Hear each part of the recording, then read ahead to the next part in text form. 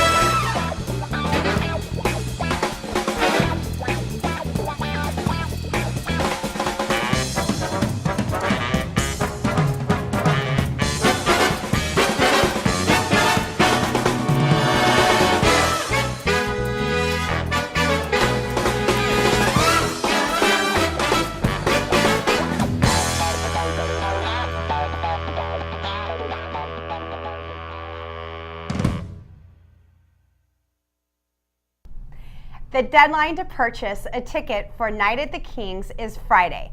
Make sure your calendar is clear before you purchase your tickets because no refunds will be given. Students, your Term 2 textbooks are due this week. Social science classes are scheduled tomorrow and English classes are scheduled on Friday. If you had science this term, please bring that textbook with you also to check in it either with your social science or English class. The Stop Motion Animation Club and Club Live meeting is canceled this week. Meetings will resume after the winter break on Wednesday, January 6th. The Cooking Club is meeting tomorrow after school. Both A and B groups are welcome. Now it's time for Yearbook and Leadership's 5 Days of Giving. We're going to draw a random 7th grade and 8th grade name every day this week. Students can then go to MC10 to select a gift. Let's draw the names at the end of the show because we need some sports talk. There's no one better to tell us what's going on in the sports world right now than our own principal, Mr. McDougal.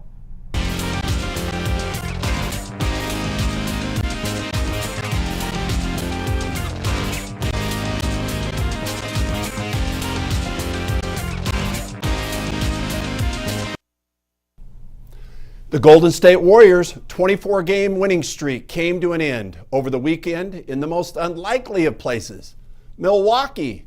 The Bucks came into the game 9-15, but held the lead for most of the game and surged at the beginning of the fourth quarter to pull away from the Warriors. Steph Curry had 28 points in the loss and seemed genuinely surprised by the outcome of the game. For you Warrior fans, all I can say is that your team is pure magic. And history's being made right in front of your eyes. Steph Curry is playing at a level not seen since Pete Maravich when he averaged 44.2 points per game back at LSU in 1970. The NCAA regular football season is over and the bowl pairings have been announced. In the second year of the new playoff system, the selection committee has paired number 1 Clemson to number 4 Oklahoma in the Capital One Orange Bowl, and number 2 Alabama and number 3 Michigan State in the Goodyear Cotton Bowl. The selection committee managed to sidestep much of the controversy inherent when trying to select the top 4 teams in the country.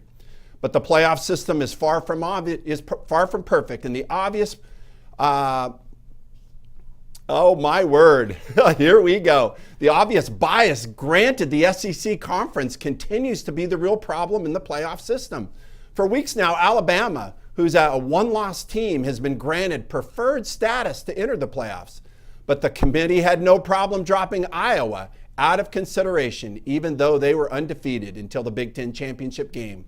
Oklahoma, another one-loss team, benefited from the fact that their conference does not have a championship game, and so they were grandfathered into the playoff as well.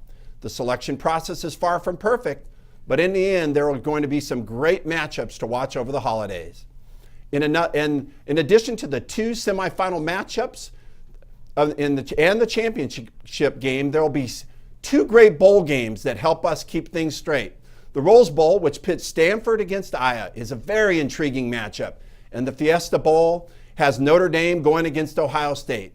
Both of these games may garner more interest nationally than the two semifinal games, and they ensure that the new playoff structure does not damage the tradition of the bowl system. That's Sports Talk today. Now back to you, Miss Kincaid. Thanks, Mr. McDougal. I think your sports talk was pure magic, and I will definitely sleep soundly now that I know the bowl pairings. The pairings were not mentioned on the Kardashians this weekend. I am so surprised. I once threw an Orange Bowl party where everything I served was orange, but that's a story for another day. It's time to learn a little history. Let's see what our Vice Principal, Mrs. Wallace, has for us. This day in history. Good morning, Mrs. Wallace here for your TDIH. First, on this day in 1799, George Washington, the American Revolutionary leader and first president of the United States, died of laryngitis at his estate on Mount Vernon, Virginia. He was only 67 years old. Next on this day in 1990, the quantum theory was born. German physicist Max Planck published his groundbreaking study about the effects of radiation that led to the quantum theory we know today. In 1946, the tennis player Stan Smith is born.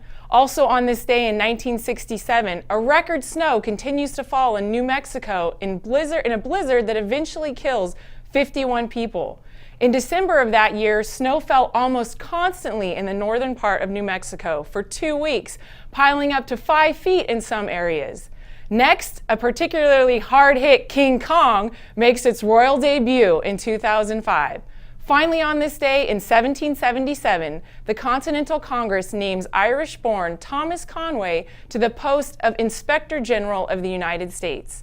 I am Mrs. Wallace, and this is what happened on this day in history. Now back to you. Thanks, Mrs. Wallace, for that little bit of history. And for mentioning the 2005 movie King Kong, which starred my celebrity crush, Jack Black. Really? Your celebrity crush? Name 5 movies Jack Black has starred in. Go! 1. Nacho Libre. 2. Kung Fu Panda. 3. High Fidelity.